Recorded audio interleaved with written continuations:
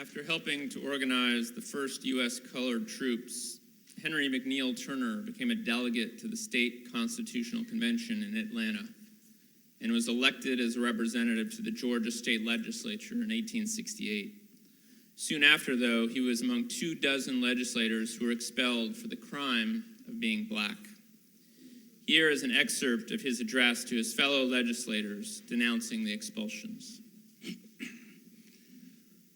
I wish the members of this House to understand the position I take. I hold that I am a member of this body. Therefore, sir, I shall neither fawn or cringe before any party, nor stoop to beg them for my rights. Some of my colored fellow members, in the course of their remarks, took occasion to appeal to the sympathies of members on the opposite side and to eulogize their character. It reminds me very much, sir, of slaves begging under the lash. I am here to demand my rights and to hurl thunderbolts at the men who would dare to cross the threshold of my manhood. There's an old aphorism which says, fight the devil with fire.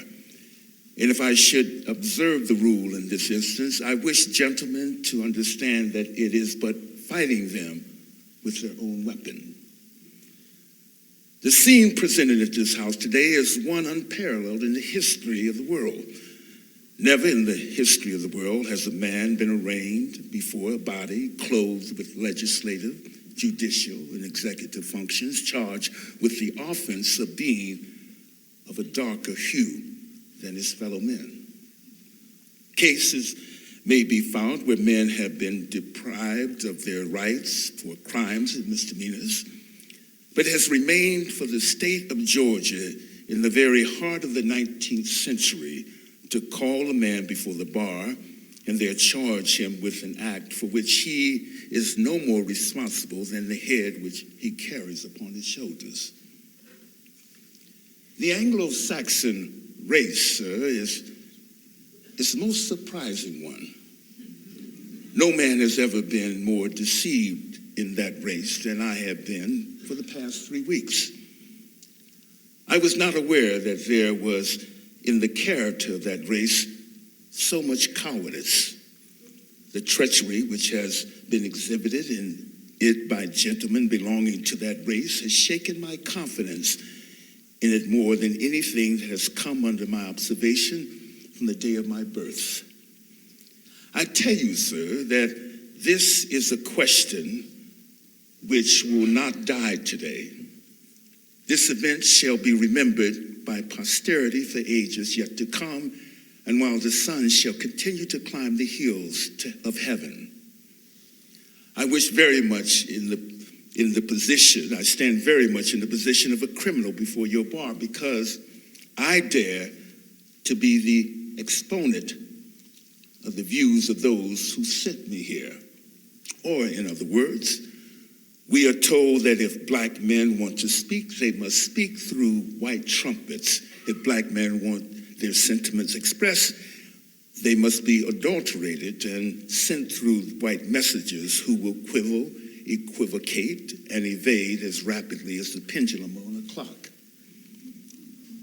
If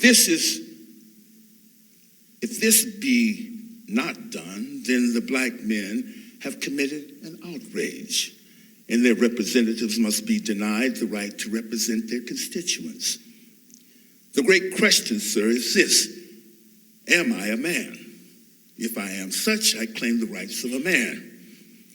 Am I not a man because I happen to be of the darker hue than honorable gentlemen around me? Why, sir, though we are not white, we have accomplished much. We have pioneered civilization here. We have built up your country. We have worked your fields and garnered your harvests for 250 years.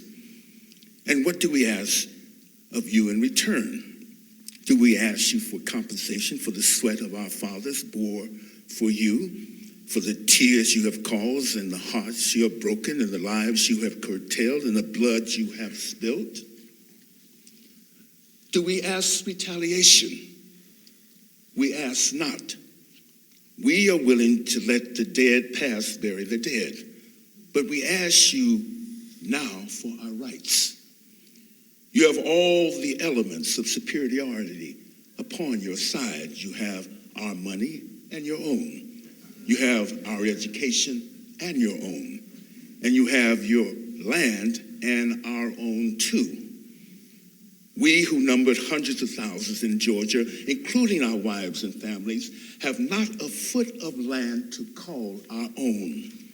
We are strangers in the land of our birth, without money, without education, without aid, without a roof to cover us while we are alive, or sufficient clay to cover us when we die.